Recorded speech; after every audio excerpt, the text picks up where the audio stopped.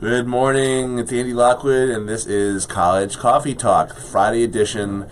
Friday, little under the weather and sniffly edition, so I apologize if I sound even more irritating than you may have listened to me in the past. So, welcome to College Coffee Talk.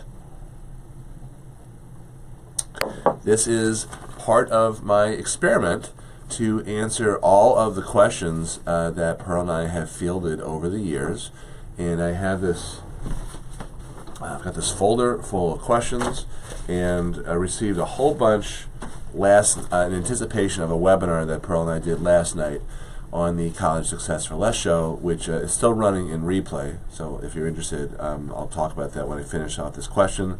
So we got about 48 questions in advance of the actual webinar, and then we had a whole bunch in chat.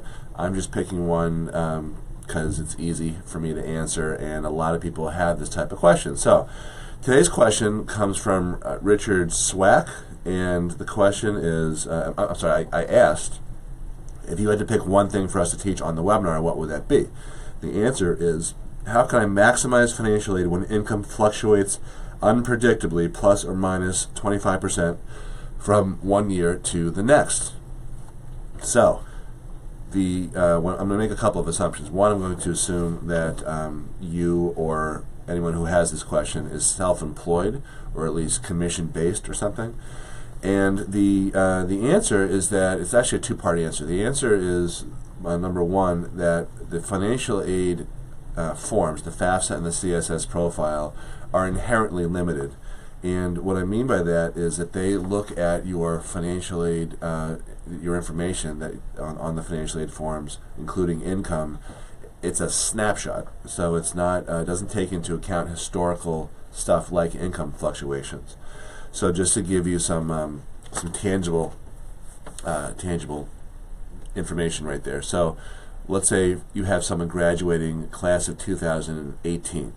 So what the financial aid forms, the FAFSA and the CSS profile, depends on what colleges are on your list, but you'll have to fill out at least the FAFSA. What the FAFSA looks at is your income from only 1 year, 2016. It's a 2-year look back for income, not for your savings or anything else. I'm just talking purely about income fluctuations because that's what Richard's question was. So you would put down whatever that income was in 2016. Now, you're not done, because if, for example, this is a frequent type of thing, people have a great year on the financial aid forms from 2 years prior, but this year, 2017, is looking a lot worse, then it's incumbent upon you to notify the financial aid office that something is different, that things aren't quite as rosy as they seem. So you have an opportunity with virtually every financial aid office in the country to let them know about your special circumstances. And that is a classic special circumstance, although I saw some kind of rhetoric back before the Department of Education changed hands about how they may not be considering income fluctuations from the following year as a special circumstance. I don't think that's really true. I think that so far, at least, based on what's happening this year, 2017, and the negotiations that we've been doing for our clients, it seems like college financial aid officers recognize that inherent flaw in the FAFSA and the CSS profile in terms of income being retrospective, and they are considering income fluctuations as a special circumstance. So in effect, the argument is, I know we looked one way on paper last year, but I'm self-employed, all sorts of stuff, and you want to list out the types of things that can affect your income.